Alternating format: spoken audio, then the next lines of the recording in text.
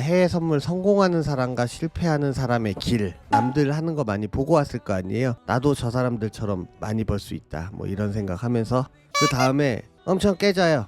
그래서 인터넷 여기저기 떠돌다가요, 괜찮은 것 같다 하는 방에서 따라합니다. 따라하는 것도 안 돼. 그러다 보니까 유료 리딩방이나 이런 데 들어갑니다. 또는 뭐 무료로라도 리딩을 해준대요. 휴장인 날이라 조기 종료죠. 선물은 조기 종료예요. 선물은 조기 종료. 저번 조기 종료 때 두 계약인데 60만원인가 물렸거든요. 얼마 대도 안 하는 거 그거 다음날로 넘겼어요. 그냥 오버나잇을 해버렸어요. 왜 그랬냐면 위아래로 두 계약이니까 왔다 갔다 하면은 수익으로 나올 수 있거든요. 굳이 손절을 왜 하고잖아, 그런 생각에 방향도 괜찮게 정황상 잡은 것 같아가지고 들고 있었어요. 그냥 다음날로 오버나잇 하고요. 자고 일어나서 이제 뭐 씻고 봤더니 플러스 400 찍혀 있더라고. 200인가 400인가. 오늘도 그냥 물리면은요, 저 그냥 오버나잇 하겠습니다. 네, 9월 2일 해외 선물 정보 전달해 드리겠습니다. 미 노동절을 휴일까지 3일 연휴를 앞두고 매물이 출회되었고요. 미국 개인 투자자 심리 지수는 상승할 것이라는 전망이 발표되는 등 개인 투자자들의 긍정적인 전망이 이례적으로 높은 수준이 이어지고 있습니다. 이는 최근 지수가 하락하면 반등하는 경향이 높았던 요인 중 하나로 생각이 되어집니다.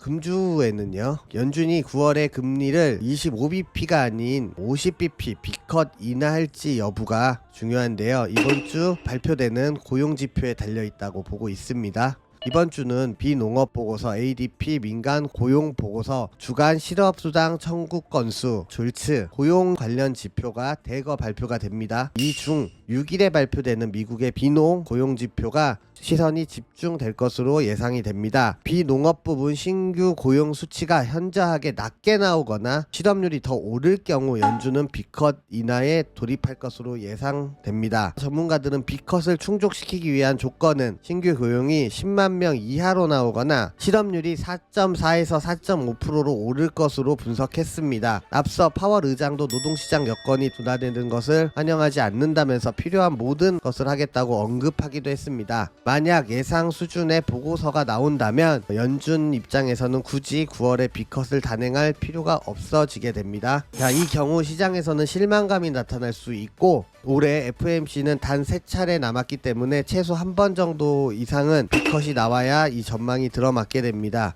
주식시장에도 금리 인하 기대감이 선반영되었다는 점도 주의할 만한 요인입니다. 일부 증시 전문가들은 시장이 금리 인하 호재를 대부분 이미 반영하고 있다고 지적하며 연준이 금리를 인하하면 오히려 차익 실현 매물에 출현할 것이라는 전망이 나오고 있습니다.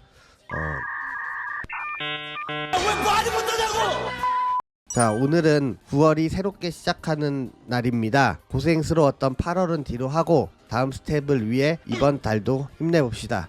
파이팅!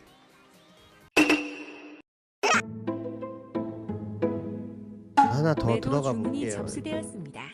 매도 주문이 체결되었습니다.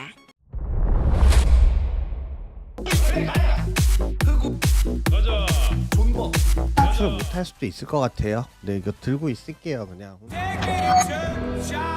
해외 선물 성공하는 사람과 실패하는 사람의 길이라는 제목으로 너나 잘하세요.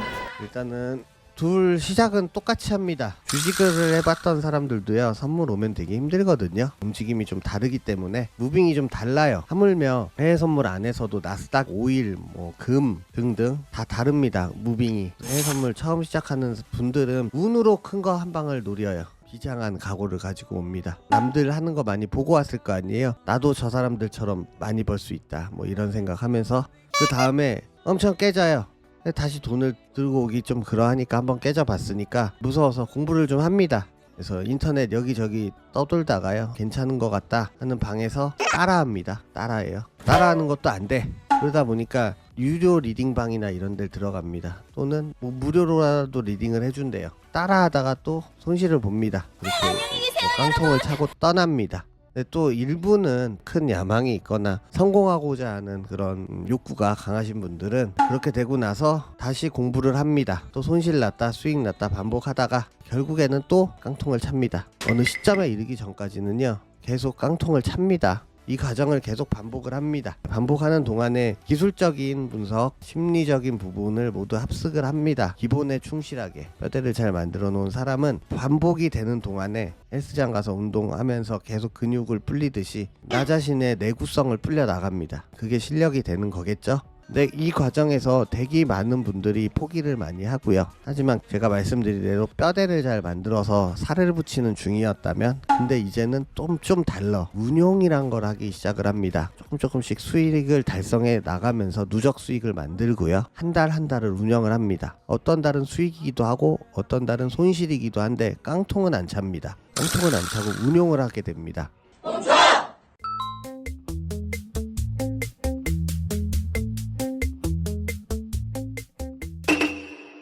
정보 공유 방에서도 또 활동을 하도록 하겠습니다. 체결되었습니다. 오버나잇을 안 했다 내가. 신청을 안 했다. 오늘도 그냥 물리면은요 저 그냥 오버나잇 하겠습니다.